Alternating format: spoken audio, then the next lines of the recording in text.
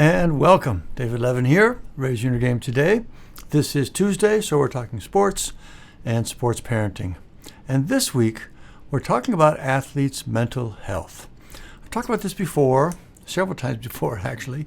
Even touched on it last week when we talked about what to do when the dream is done.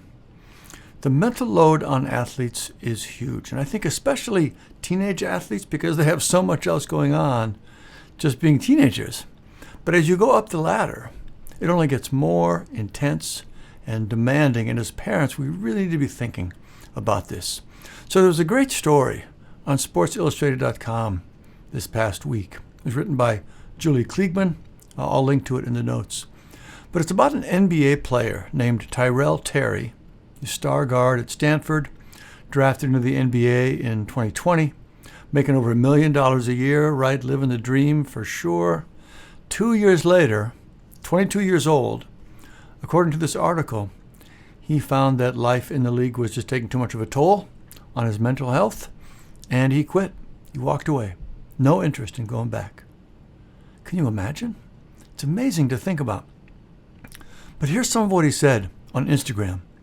It's been an amazing experience, but I've also experienced the darkest times of my life, to the point where instead of building me up, it began to destroy me, where I began to despise and question the value of myself, much more than those surrounding me could ever see or know. Think about that. Man, you talk about pressure. The article mentions that he was throwing up before practice and games, having depression and panic attacks, not wanting to go to sleep so he didn't have to face the next day. Just insane levels of stress and pressure. He took a break from the game for a while, started working with a sports psychologist, but didn't feel they were really supporting him. They were more there for the team, trying to get him back playing as soon as possible. He started taking medication, but it made him sick, the side effects. He tried medically supervised psychedelics, which I guess are being used more and more now at that pro level for mental health issues. He tried going back to the NBA, felt like he was ready, but as soon as it was time for practice again, the panic, the throwing up started again. So he finally just decided it was not a fit for him, and he completely walked away. It's amazing, really. Heartbreaking, first, just think about how intense and awful that must have been for him. And the article goes more into that, some of his thoughts and concerns and struggles. Sort of inspiring at the same time to imagine the support he had from his family and friends and others in the game when he decided to stop. You can easily imagine people around him not being supportive, right, of wanting him to stay with it for, their interests and reasons. But apparently that was not the case, and that's great to hear. But anyway, that's the story. And I do recommend you read the article because as parents, we really need to understand that, to realize how much pressure our kids are under, and also that they'll try to keep it to themselves. I see the same thing with the kids I work with. It takes incredible courage to let people know you're struggling. No one wants to hear it, or at least that's what they think. So we need to know the potential is there and be on the lookout for it. Anyway, a couple of thoughts on this. You could hear this story and think, oof, I don't want my kids to play sports at all. And I understand that, but I don't think that is the right response. I really don't. There are still a ton of very important things kids get from being in sports that they likely won't get anywhere else, especially at the middle school and high school level. If they're into it at those ages, I think we should support them as much as we can. Beyond that, getting into elite high school levels and college, start to be on guard. Again, if they're fully into it, I wouldn't tell them no, probably, but I would want to stay very tuned in to what's going on for them, checking in regularly, making sure they feel free to share their feelings. I would want to have clear conversations with them about the concerns. I'd want to make sure there was a strong support system available. I would absolutely make sure they take the sports academy training so they have the specific inner skills to deal with the negative thoughts and emotions. I would make sure they knew it was okay to stop if they feel like they need to, if it gets to that point.